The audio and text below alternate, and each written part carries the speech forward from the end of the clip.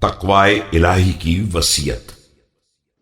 أوصيكم عباد الله بتقوى الله وطاعته فإنها النجاة غدا والمنجاة أبدا. رهب فأبلغ ورغب فأسبغ ووصف لكم الدنيا وانقطاعها وزوالها وانتقالها۔ بندگان خدا، میں تمہیں تقوی الہی اور اس کی اطاعت کی وصیت کرتا ہوں کہ اسی میں کل نجات ہے اور یہی ہمیشہ کے لیے مرکز نجات ہے۔ اس نے تمہیں ڈرایا تو مکمل طور سے ڈرایا، اور رغبت دلائی تو مکمل رغبت کا انتظام کیا۔ تمہارے لیے دنیا اور اس کی جدائی، اس کے زوال اور اس سے انتقال، سب کی توصیف کر دی ہے۔ فأعرضوا عما يعجبكم فيها لقلة ما يسحبكم منها. أقرب دار من سخط الله وأبعدها من رضوان الله. فغضوا عنكم عباد الله غمومها وأشغالها لما قد أيقنتم به من فراقها۔ لہذا اس میں جو چیز اچھی لگے اس سے اعراض کرو کہ ساتھ جانے والی شے بہت کم ہے۔ دیکھو، یہ گھر غضب الہی سے قریب تر اور رضا الہی سے دور تر ہے۔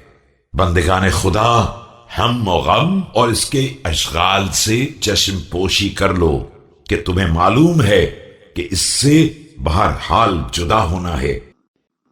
وتصرف حالاتها فاحذروها حذر الشفيق الناصح والمجد الكادح، واعتبروا بما قد رأيتم من مصارع القرون قبلكم۔ اور اس کے حالات برابر بدلتے رہتے ہیں، اس سے اس طرح احتیاط کرو جس طرح ایک خوف زدہ اور اپنے نفس کا مخلص اور جاں فشانی کے ساتھ کوشش کرنے والا احتیاط کرتا ہے، اور اس سے عبرت حاصل کرو ان مناظر کے ذریعے جو تم نے خود دیکھ لیے ہیں کہ گزشتہ نسلیں ہلاک ہو گئیں۔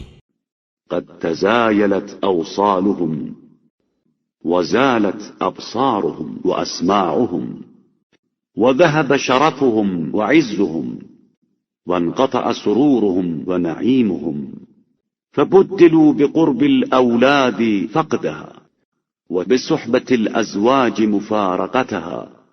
ان کے جوڑ بند الگ الگ ہو گئے، ان کی آنکھیں اور ان کے کان ختم ہو گئے، ان کی شرافت اور عزت چلی گئی، ان کی مسرت اور نعمت کا خاتمہ ہو گیا، اولاد کا قرب فقدان میں تبدیل ہو گیا، اور ازواج کی صحبت فراق میں بدل گئی۔ لا يتفاخرون ولا يتناسلون ولا يتزاورون ولا يتجاورون، فاحذروا عباد الله حذر الغالب لنفسه۔ اب نہ باہمی مفاخرت رہ گئی ہے اور نہ نسلوں کا سلسلہ، نہ ملاقاتیں رہ گئی ہیں اور نہ بات چیت، لہذا بندگان خدا ڈرو اس شخص کی طرح جو اپنے نفس پر قابو رکھتا ہو۔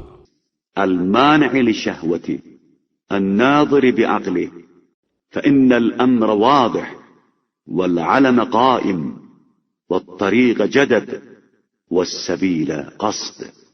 اپنی خواہشات کو روک سکتا ہو اور اپنی عقل کی آنکھوں سے دیکھتا ہو، مسئلہ بالکل واضح ہے، نشانیاں قائم ہیں، راستہ سیدھا ہے اور صراط بالکل مستقیم ہے۔